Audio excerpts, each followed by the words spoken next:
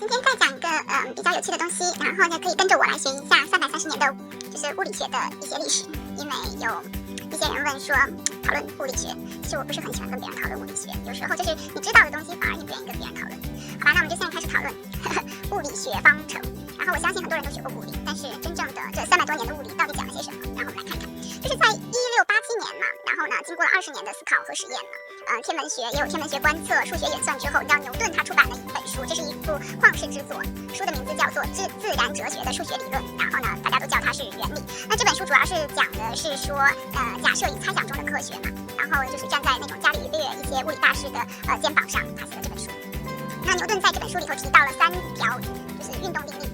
它们就是可以用于分析各种各样的动力学运动，其中的第2定律与加速度有关，而且我相信很多人学物理的时候都学过了。我们来看一下这些个物理学的方程式有什么。这个就是加速度定律。加速度定律就是告诉我们，就是说施加于物体的 y 率就等于质量乘以它的加速度。牛顿的运动定律就是建立了经典的力学基础。经典力学是一门在宏观世界与低速状态下研究运动的物理学分支，这只是一条分支。然后在18世纪和19世纪的时候，就是有一个人叫做拉格朗日和哈密顿，他就用更抽象的方法发明了，就是发展出来了一个经典力学的新的表达形式，就是叫做分析力学。然后除了运动定律以后，牛顿还在他的原理的这本书上还告诉我们了一个最重要的问题，就是苹果落地和地球绕着太阳转都遵循着一个东西叫做重力，对吧？我相信很多人都学过这个问题。这个定律就是告诉我们了，2个有质量的物体会相互吸引，吸引力随着距离的增加而减弱。然后呢，但是在这个问题上，很多人就说这个都是固定的一个定律，但是其实这个已经被推翻了，被水星的运行推翻了，因为他们发现水星不是由这个万有引力定律来决定的。基于第2定律和万有引力定律，然后牛顿就从数学的严格的证明了一个东西，叫做开普勒在17世纪中他提出来的一个行星运动定律。后来那个天文学家还用牛顿的这些理论在数学上就是预言了海王星的存在，也就是说没有这个牛顿的他的理论，我们也无法就是预言海王星的存在。那到了18世纪，那个物理学家就开始研究自然界中的各种的波动现象，所以就像我们知道的有声波、光波、地震波很多东西。然后尤其让物理学家感兴趣的是乐器等物体中它有一个旋振动问题。那个1727年的时候，伯努利研究了小提琴上的弦的振动，利用牛顿定律写下了系统的运动方式，并求解出来了一个方程。他从中就是解出了就是叫做振动弦的最简单形状，就是正弦曲线。我相信你就是每一个人都听过什么是正弦曲线。那我下一章就是可以告诉你，这个就是20年后，然后达朗贝尔就是采用了类似的方法，但他的目的不在于求解，而是专注于简化运动方程。最后他写下了一个非常就是优化的波动方程，然后这个方程就是描述了弦的形状如何随时间变化，也就是有这么多就是伟大的物理学家，然后慢慢的就是推演出来的一件事情，就是说实际上重力学吸引力那个方程式是错的。然后接下来我们再去看一下，到了19世纪上半期然后物理学家就提出了一个概念，叫做描述流体如何运动的这个方程式。这个方程式的名字叫做纳维斯托克斯方程。它告诉我们的是什么呢？然后这里面写了就是流体密度乘以加速度，就是所有作用在流体上的力。它可以就是被看作牛顿第2定律的流体版本，并广阔的用于模拟各种物理系统，比如说流过飞机机翼的气流啊。然后呢，当我们在做一些个就是物理学上的 modeling 的时候，这个东西就非常的重要，就是一定要记住纳维斯托克斯方程式。然后我们再去看下一个，就是数学家呢就一直在探索该方程式的存在性和光滑性的问题，但是由于这个问题非常难解决，它已经被誉为说是7个千禧年大奖问题之一，所以至今没有解决。然后1824年呢，研究能量传输和转换的热力学就迎来了转折性的时刻。在那一年的6月12号呢，有一个人叫做卡诺，他出版了《论火的动力》这本书，然后标志着热力学成为现代科学。然后呢，卡诺呢在他的著作中提出了3个著名的理论，有卡诺热机、卡诺循环、卡诺定理。到了1850年代的时候，克劳修斯和凯尔文就是重新表述了卡诺的理论。然后那个克罗修斯还提出了一个熵的概念，然后奠定了热力学定律的基础。然后我也不知道我念的这个是不是对的，我忘了熵还是我忘了。然后呢，热力学可以总结为四个定律，其中第2定律对我们理解时间、宇宙的命运都有着深刻的影响。其实从这个1824年开始，物理学就开始帮助我们更好的去理解时间、理解宇宙，这样就是前面的那些定律为什么会慢慢的被推翻的原因。那个刚才看到的是热力学第2定律。然后接下来呢，就是天体物理学家，有一个著名的天体物理学家叫做爱丁顿，他曾经表示，如果一个理论被发现违反了这一定律时，那个这个理论就终将走向崩溃。就包括在物理世界中，我们也是建立一个新的理论，然后不断的推翻，不断的崩溃。那时候有很多人大家都开玩笑，就是说爱因斯坦一辈子就是在研究科学，但是他的后半生基本上都是在不断推翻自己的理论，不断的检讨自我，不断的否定的一个过程。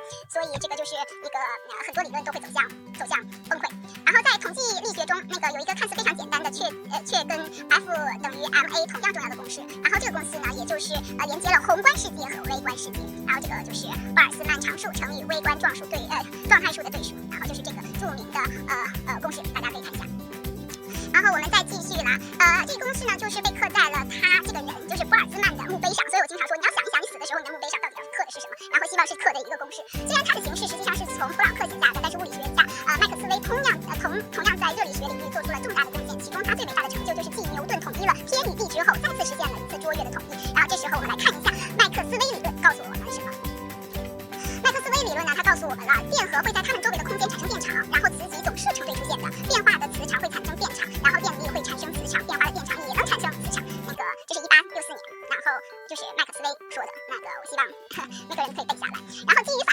法拉第等人的工作呢，麦克斯韦就是最终他就写下了一组方程式，统一了电和磁。这时候物理学的电磁才统一到了一起。他告诉我们，看似完全不同的就是电力磁力，实际上是电磁力的不同表现。然后也就是说，终于实现了2个完全领域的科学的统一。所以任何事物最终都是走向统一的。然后呢，实际上电磁力的不同表现方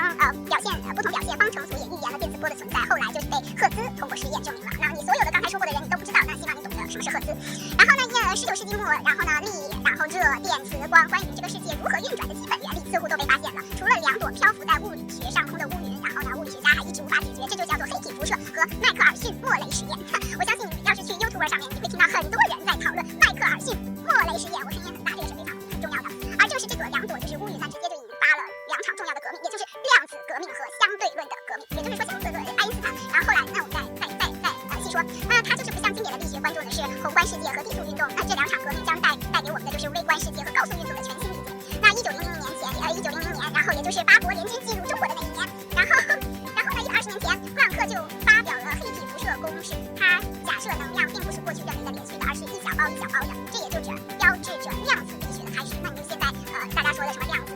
计算，然后量子计算机，这些个都是在120年前，然后基于普朗克，然后我们才有这样子的一个前进。然后普朗克的假设就是能量包的大小正比于电磁波的频率，能量包的大小与电磁波的频率成positive correlation。然后这个就是普朗克的爱因斯坦的关系，在这一关系中的比例常数 h， 然后它代表的就叫做普朗克常数，是宇宙中非常重要的一个常数。在物理学中，你可以继续研究，你可以继续的去想，为什么这些常数就是常数呢？是谁创造了这些常数？为什么这些常数在宇宙中存在，并且已经被定义好了？谁定义好的？然后这是非常有趣的一个思考。然后很多人都觉得说科学和神学迟早会走到一起。然后5年后呢，就是爱因斯坦基于普朗克的思想，他就证明了光是由光子组成的。所以你看到的不是光，你看到的是光子，并运用了光子假说解释了赫兹发现的光电效应。然后呢，同样是1905年，爱因斯坦统一了时间和空间，然后提出了狭义的相对论。这个理论就告诉我们下一个方式。爱因斯坦的方程式就告诉了我们，当处于高速运动的时候，时间长度都变得不一样了。也就是说，如果你运动得够快，你可以改变时间，并且你可以改变你的长度。基于狭义相对论，爱因斯坦写下了史上最广为人知的方程，谁都应该学过，就叫做质量和能量是等价的。但是我必须说，这个方程式也已经被推翻了。然后我们继续看。自从能量和质量被统一了以后，令人难以置信的就是一个如此简洁的公式却蕴藏了无法想象的威力。无论是在恒星之中，还是在加速器内部，然后这个方程式都发挥了不可替代的作用。然后发表了狭义相对论后，爱因斯坦开始思考另一个问题，然后它是什么是引力？然后无论我们无时无刻的都在体验引力的作用，就是人对人有吸引力，但实际上直到今天我们依然不了解吸引力。牛顿理论中有着显著的那种超距的作用。爱因斯坦我们不是说过爱因斯坦的后半生一直是否定着自己。在1915年，也就是1905年智能方程式后的10年，爱因斯坦给出了自己答案。你思索，给自己答案，这就是代表着就是人类的往前发展。爱因斯坦的新引力方程式告诉我们，引力是由时空弯曲造成的。星光在经过太阳时会发生偏折，宇宙中存在黑洞和引力波。爱因斯坦用他的公式爱因斯坦场方程式预测了黑洞以及引力波的存在。在广义相对论的核心，这个是广义相对论的核心方程式。方程式的左边，它就描述的是一个时空的几何，而方程式的右边，它就包含了时空中的东西，比如说一些物质和能量。然后有一个人曾经总结，他这个人叫做约翰惠勒，然后他告诉我们说，物质告诉时空如何弯曲，时空告诉物质如何运动。哇，我非常喜欢的这句话，我再重复一下：物质告诉时空如何弯曲，时空告诉物质如何运动。这个是很神奇的一件事情。如果你去思索时空和物质它们的相互作用，这个是非常值得思索的一个东西。而且爱因斯坦的他的新理论就彻底颠覆了牛顿的定律。然后我们就说，如果有人跟你讨论牛顿，你就告诉他，牛顿是谁，对不对？说像普朗克啊、爱因斯坦啊、波尔啊、德布罗意，然后他还有波恩啊，还有泡利啊这些人，我说过了，他们这些人对量子力学都起到了建立量子力学都起到了很大的作用，或许比相对论更加深刻吧。然后量子世界它就充满着反直觉以及诡异的现象，也就是说反直觉的诡异的东西它可能属于量子力学，你无法理解的世界就是量子世界。然后1926年我要提出一个就是说每个人都会知道，如果你不知道就是然后就是跟不上时代的一个人，这个就叫做薛定谔。然后呢经常你会听到别人在说一个东西叫做这个薛定谔，它这个我来讲一下薛定谔的这个，然后你可能没有听过薛定谔的人，我觉得就不要玩了。然后经常听到人说的一个东西叫做薛定谔的猫。1926年就是薛定谔呢，他就登上了量子舞台的中心，他发表了量子世界中的就是这个薛定谔方程式，然后他的就是描述了原子的结构，也是许多现代技术发展的基础。薛定谔的猫非常的重要，也是薛定谔的猫，我给你形容一下，就是说你把一个猫放在一个盒子里啊，我的理解就是说到底这个猫它到底是活着还是死的你不知道，然后只有整个就是它发生了你打开的那一瞬间它发生了改变的时候，你才知道猫的活和死它才被定义。所以物理系统的波函数自然只有它在崩塌的那一瞬间它才会演变出来，就是这是一个薛定谔的猫的著名的定义。但是我们今天不想讲薛定谔的猫，然后可以说量子世界它就是一个很模糊的世界，我们熟悉的确定性的那些概率就是基本上都是被概率所取代，也就是说薛定谔的猫到底是活着和死着你不知道，它放在盒子里你只要看不见，它的波函数还没有崩塌下你不知道这个猫还是死还是活。然后在量子世界中一个粒子可以在这里也可以在那里，也就是说我可以在这儿也可以在你那，所以既可以在这儿也可以在那，物理学家只能通过波函数计算出来概率来预测粒子所在的位置，也就是说我到底是在家还是不在家，然后我只能给出来一个 probability， 然后你并不知道我到底在哪里。然后这个量子模糊性隐藏在了海森堡提出的著名理论里，海森堡的制定的理论就告诉我们了无法同时知道粒子的位置与动量。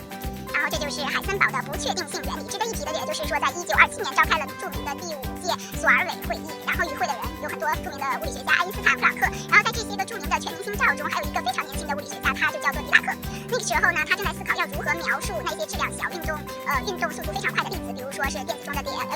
子啊，对于这些高速运动的粒子就需要考虑到狭义相对论的效应。然后呢1928年这个伟大的人呢他就提出来了一个我们把量子力学和狭义相对论放在一起，他就写下了薛定谔方程式的相对论性版本，也就是说他跟这些个全明星聚会了以后，1年后他成功的预言了反物质的存在，这就是狄拉克方程式，然后预测了反物质的存在。量子力学狭义相对论和经典场论的结合就被称为了量子场论。在量子场论中粒子被视为就是场的激发，在接下来的几十年中那个量子理论就进入了一个高速发展期，然后物理学家就意识到了除了引力和电磁力之外还有2种基本力支配着粒子的行为，这个也就是我最感兴趣的最近经常思索的一个物理概念，就是强力和物力。然后强力和弱力在这个世界上一共只有4种力，强力和弱力就是其中的4种，而强力和弱力就是说是归于那种原子内部的这种运动力。然后呢他为了描述除了引力之外的3种量子力以后，那个物理学家也就发展出来了量子电动力学和量子色动力学。然后从试验中也开始的发现了越多的粒子，这些粒子都是由几种基本粒子组成的，比如说夸克啊、氢子啊，这些可能有听过。1970年基于量子场论，然后物理学家终于建立了史上最成功的理论，就叫做粒子物理学的模式标准。然后这个模式标准就描述了基本粒子以及它们之间的相互作用。然后你可以看一下这儿可以有它的公式，就是标准模式的部分的拉格朗日量。拉格朗日量是在我们的就是说甚至于统计学呀、物理学中，拉格朗日是让我们最痛苦的一个东西，但是这个是必须的了解。然后所以大家就可以看到啦，标准模型描述了就是光和物之间的相互作用，夸克和粒子间的复杂的相互作用，解释了基本粒子的质量起源之谜。然后并且将电磁力和弱力统一为了电弱力。到目前为止，物理学上已经实现了几次的统一才会让整个人类不断的往前发展，每一次都带来了意想不到的惊喜了。然后我们看到了标准模式之后，然后物理学家立即尝试了更高的能量下，他们就将电弱力与强力进行了一个统一，也就是实现了一个大统一理论，电磁力、弱力和强力的统一。但是大统一理论预言了质子的衰变，然后至今质子的衰变还没有被任何的实验室观察到，所以我们的物理学也是在建立在不断的预言验证的过程中。我们的预言就是说物理学家他们呢终极目标就是要把这种4种基本力，也就是我刚才说过的4种基本力，他们都要统一在万有理论中，他们要发现一种万有理论能够解释整个宇宙的所有的东西。也就是说物理学家想要统一量子场论和广义相对论，只有成功的找到了万有引力，才能揭开宇宙大爆炸和黑洞有关的种种谜题。也就是说现在我们还没有发现万有理论。别人说哎呀我们知道万有理论公式 ，no 我们没有找到万有理论。然后作为宇宙中最神秘的天体嘛，就是黑洞了。然后呢就是黑洞为这2个理论的嫁接了一个天然的桥梁，黑洞拥有着极强的吸引力，任何东西呢都没有办法逃过它掌控的范围，然后包括宇宙速度极限的光。那霍金等人曾经认为呢黑洞不会有辐射。这一理论直接就跟那个热力学的第二定律所相悖。然后贝肯斯坦为了拯救第二理论，就提出了黑洞的就是它必须正比于其表面积。1974年，基于广义相对论和量子相对论，霍金呢他就重新研究了黑洞周围的弯曲空间提出的先前的理论。然后呢，黑洞具有温度，会有辐射，并且它跟它的表面积的1/4成一定的正比。然后我们都是很开玩笑的一件事情，就是说后来就是基于这些个，我们都总结了一件事情，就是说时间和你的重力可以互相的交换。也就是说，今天你跟一个身体很重的人在一起，然后呢你的时间就会变得慢，然后你就越活越年轻。这是我经常开玩笑的一件事情。然后呢，故事中它就包含了那个牛顿的万有引力刚才你可以看到一下，我们就说牛顿的万有引力，然后呢万有常数，然后约克普朗克，这个叫约克普朗克常数，然后还有光速波尔兹曼常数 K。然后也就是说，霍金就是把量子理论、广义相对学和热力学全部都放在了一起。然后这或许就预示着黑洞的理解将会是找到万有引力的关键。理解黑洞就可以找到万有理论。几十年就是过去了，我们距离找到万有引力还非常的遥远，我们也不知道什么时候会找到万有引力。然后这些标准模式基础物理学没有根本性的突破。虽然在试验观测上我们都发现了一些个，例如希格斯波色子还有引力波但这些都是标准模型，并且是广义相对论的一些研究。那物理学是不是这些年来都发展得很慢呢？也并不是这样子，因为理论学家也提出了许多新奇的方法。然后这些新奇的方法呢，就是包括什么弦论量圈子的引力因果动力学因果动力学的三角抛分，还有因果集。所以物理学家是相信因果的。但这些理论呢，都面临一个问题，就是没有办法验证。所以我也可以 create 我的理论，但是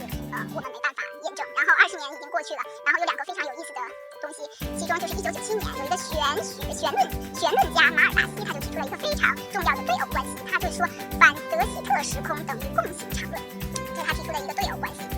就是说这个对偶呢，这个 ABS-CFT， 它告诉我们的就是说4维泛规理论等于五维的反德希特时空中的引力理论，也就是说将4维物理和5维物理联系上了。其实我对这种4维空间、5维空间都有我自己的一个想法，因为我个人就觉得说，如果任何的多维空间去进行降维的话，你就看不到你在另外一个空间的任何事情。也就是说，如果时间是我们的第4维空间的话，时间静止了，剩下的其他的3维空间也就静止了。然后这个东西很难解释清楚。另一个等价关系就出现在2013年，也就是7年前。然后有一个人叫做马尔达西纳和苏士坦，他就将2个与爱因斯坦有关的概念联系起来，也就是把虫洞和量子纠缠终于到了量子纠缠。然后他把虫洞和量子纠缠放在了一起，然后也就是说量子纠缠，也就是说所谓的量子纠缠就是这是一个 pair， 就是说一个 pair 等于 positive， 另外一个就等于 negative， 就是说不管你在哪里，你永远都是遵循的这个东西。也就是说以后未来我们可以实现，就是说意识传输都是基于量子纠缠。然后大家开始开玩笑，就是犹豫不决量子纠缠嘛，也就是说我今天无法做决定，都是由于量子纠缠造成的。这个虫洞呢，其实是指的叫做爱因斯坦罗森角，哇，这个名字也是非常的高标。然后呢，它指的是爱因斯坦罗森角，而量子纠缠呢，它就讲的是爱因斯坦波多尔斯基罗森悖论。然后悖论也是一个非常重要的概念，这2个概念都是与爱因斯坦有关的。在1935年，然后爱因斯坦曾经通过思考就想出来了虫洞量子纠缠这2个概念。然后这个虫洞就是量子纠缠，它也预示了广义相对论就等于量子力学。那到目前为止，我们并不知道下一次的统一的线索究竟藏在哪里，答案可能就是暗物质暗能量之中，可能也与黑洞有关的悖论也有相关，也可能隐藏在就是海量的未发掘的试验数据中，大数据就变成了非常重要的东西。所以物理学的330年终于迎来了这一天。然后呢，希望我们能够就是了解这么多物理有趣的知识，然后保持好奇，保持耐心，我们一起继续探索。好吧，这就是我今天的